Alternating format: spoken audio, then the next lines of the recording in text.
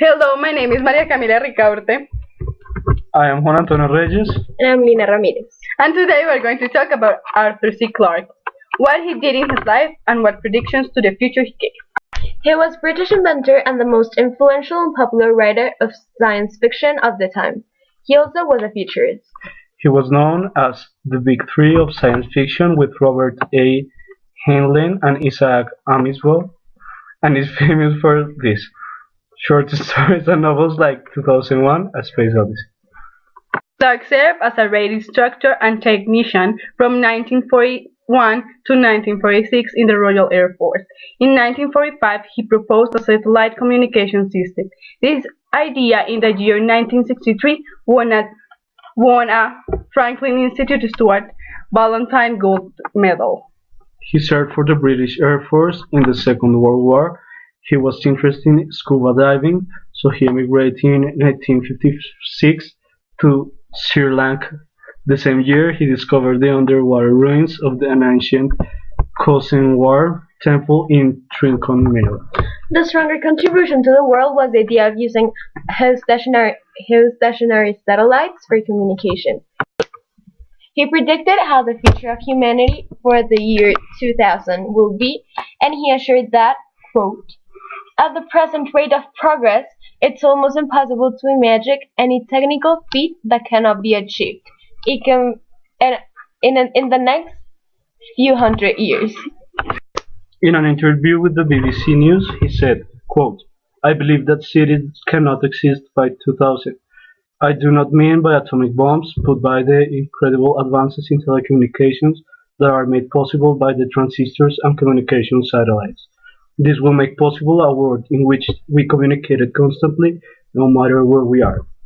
Yet, without knowing the physical location of our friends, it will be possible within 15 years a person to do this, his work of Tahiti or Bali, just as you might do in London."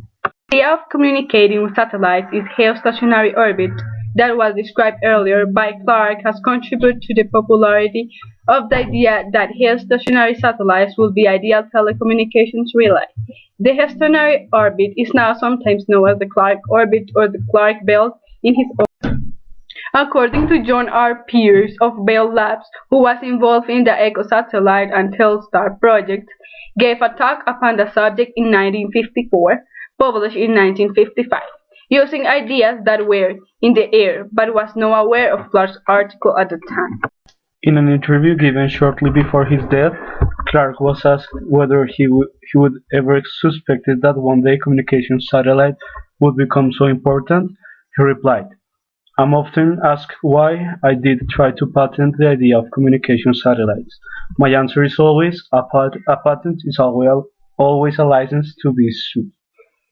Not different from Clarke's idea of telecommunication relay, the idea of communicating with satellites in geostationary orbit itself has been described earlier.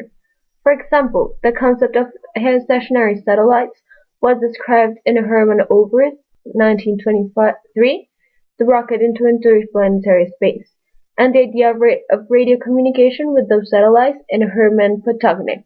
Written under the pseudonym Hermann Nordung. In 1928, The Problem of Space Travel, the Rock Motor. sections providing for long-distance communication and safety and Possibly referring to the idea of relaying messages via satellite, but not that three would be optimal. observing and researching the Earth's surface, published in Berlin. Clarke acknowledged the earlier concepts in this book, Profiles of the Future. Clarke formulated three laws related to the scientific advancement. When an old and distinguished scientist states that something is possible, he is almost certain right. When he states that something is impossible, very probably wrong. Second, the only way to discover the limits of the possible is to venture a little future into the impossible. And third, as last, any superficially advancing technology is undistinguishable from magic. He lived in Sri Lanka until his death.